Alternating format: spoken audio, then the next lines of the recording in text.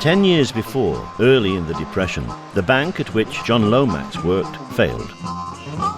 He had to phone all his customers to tell them their investments were worthless. Unemployed and with a family to support, he slumped into a depression of his own.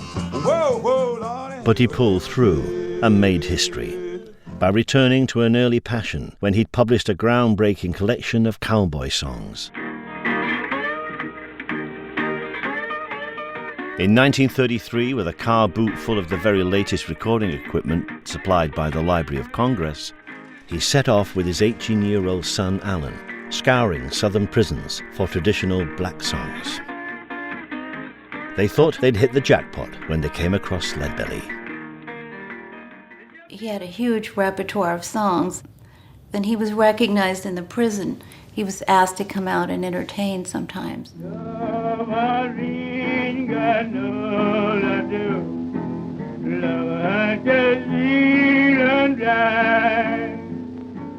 I think Leadbelly recognized in my grandfather somebody who could help him advance his musical career. He wanted to be a successful, popular musician, and this had long been his ambition from childhood.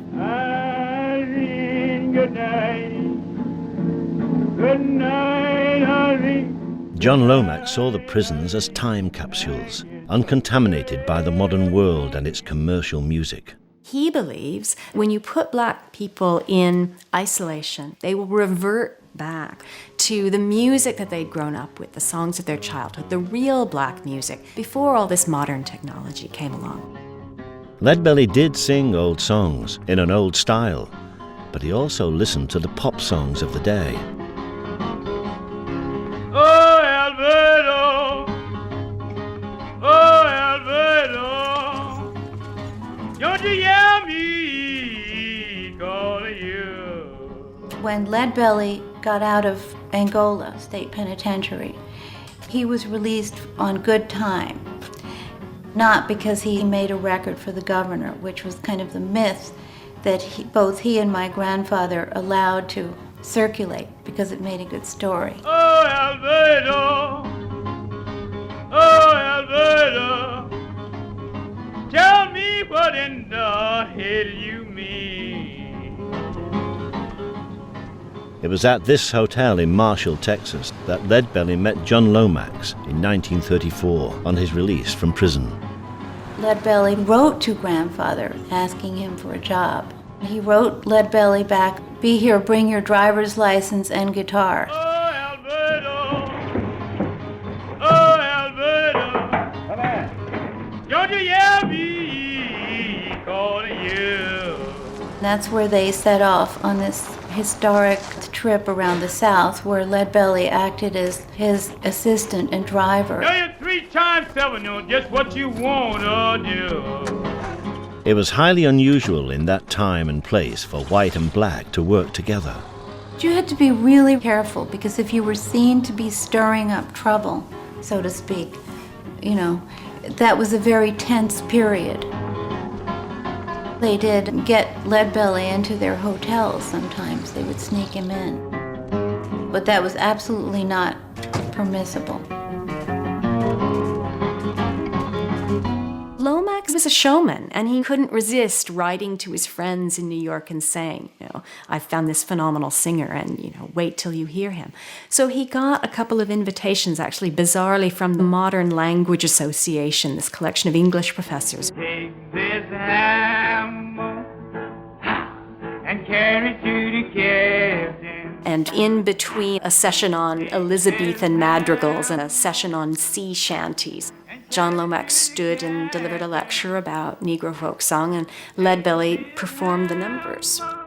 It was absolutely electric.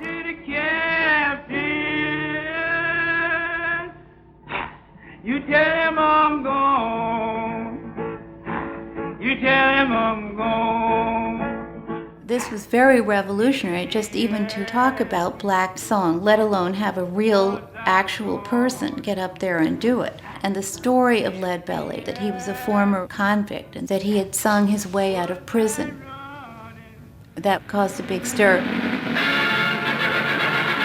Hailed by the Library of Congress's Music Division as its greatest folk song find in 25 years, Lead Belly songs go into the archives of the great national institution, along with the Declaration of Independence. And that wasn't all. Lead Belly, what are you doing here?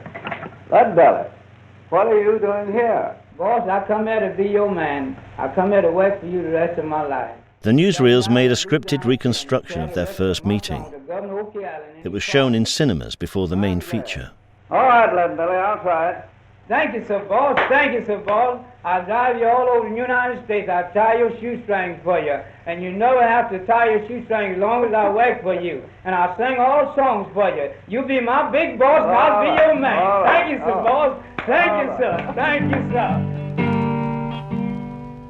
My grandfather was very patriarchal, domineering, complicated, sentimental. No doubt he told Lead Belly what to do, but he told everyone what to do. The Lomaxes took Lead Belly on a tour around some northern colleges. The Lomax would give him what money they thought he should have in his pocket. Well, now Lead Belly got tired of that. Just degrading. He was very degrading. He said, I got tired of Lomax giving me money like I'm a little boy. Like they go out and buy some candy or something. He said, that's why I left. There was a very unpleasant fight that they had, and that was the end of that. My grandfather was offended forever and ever.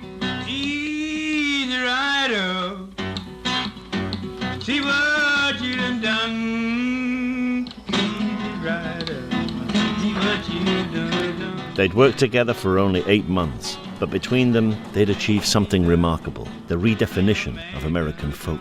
Suddenly you had this idea.